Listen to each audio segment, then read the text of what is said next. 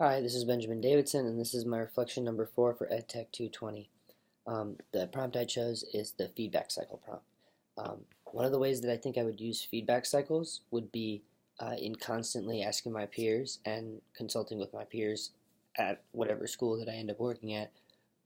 How do you deal with some of the same issues that I've been having, um, and how do they respond to those issues, and how can I better see where I'm at in relationship to where they're at, and um, also by asking other teachers to observe what I'm doing, if they have time, asking for students' feedback on things as well, potentially using the LMS, and potentially saying at the end of every course, or um, at the end of every semester, maybe even to, if they're in like a homeroom or something. One of the things that I could do, or that other teachers can also do, is that you can ask students, hey, what were things that were helpful? What were things that were not helpful?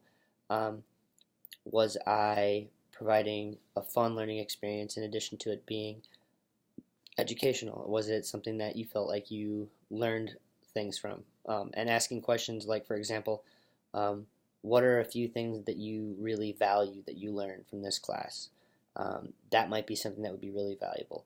What are a few things that are um, things that you will take away from this class going into the future that you're going to use over and over again? And I might make that a part of the class, a graded class exercise where you have to do it for a little bit of extra credit or something like that. That might be something that I would do.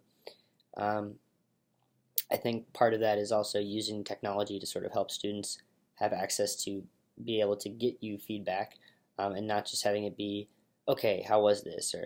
And just sort of asking them point blank. That sort of doesn't provide, because you could, like, students might feel weird about telling you to your face and saying, straight to their teacher, hey, this is something I didn't like. So providing an online resource where they can give you feedback in a way that they're sort of removed from having to give you direct criticism, and they're able to sort of actually speak their minds about a thing. That might be actually really helpful. It also might be helpful for parents too, to be able to have um, a chance to give feedback for what has your student been taking home with them. How's the homework been? In cases of music, how has their practice regimen been? Have they been incorporating some of the practicing techniques that we've been talking about? Have they been using a practice journal?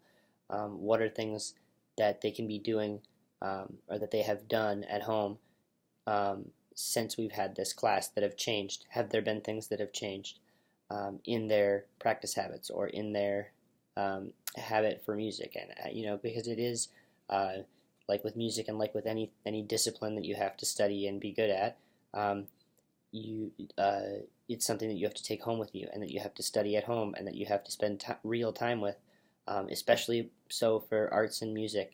It's something that if you don't spend time doing it, you won't get better.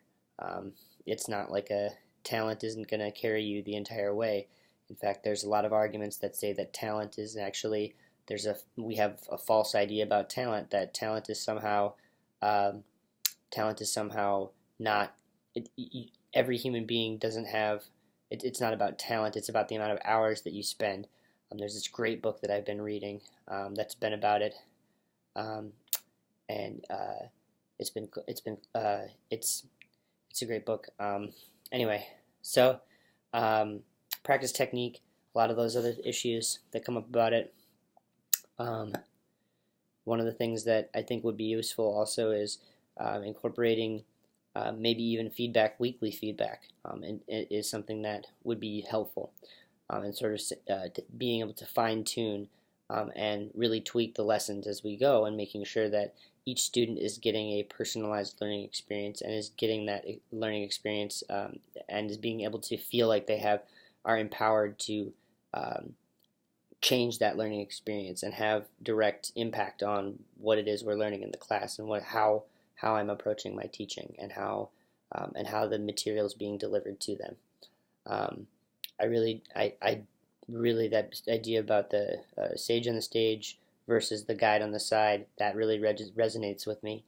Specifically when we're talking about this, I think guide on the side is something that sort of, um, puts you as a teacher it takes away some of the power that you have, but it also, in another way, I think I sort of see it as a positive because it allows people, the students, to feel empowered to do things, which I think is really incredibly powerful as a learning tool. It puts them really in the driver's seat, and you as the teacher aren't necessarily expected to be making progress for them.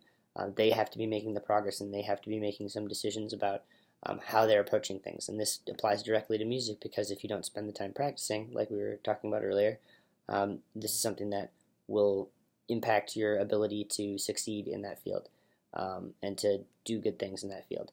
Um, One of the other ways that I might incorporate feedback loops is we could give um, class audio feedback. The entire class could do it as a unit and just sort of be giving feedback um, through an anonymous posting to sort of Schoology or to something else like that. And I think that would be the most ideal situation. Um, how I might use technology to help personalize the learning experience. Well, I think for in classes that I might teach, like I might want to teach a recording arts class, or I might want to teach something that would not only be music, but would also have to do with using musicianship and then recording and doing some of the engineering aspects of projects. That might be something that's really fun for me to do. Logic with them and using GarageBand. I think that is a way to sort of personalize the learning experience for each student, and by giving them projects that are like, hey, make a song in 2 weeks. And together we would go through the process of how do we do that, what are the different steps that we can use, what are tools that we can use, different tools that we can use in Logic and in GarageBand to make those songs a reality and to make that really come alive. That's something that I think would personalize the learning experience heavily. Awesome. Okay. This has been my post for Reflection 4. Thank you.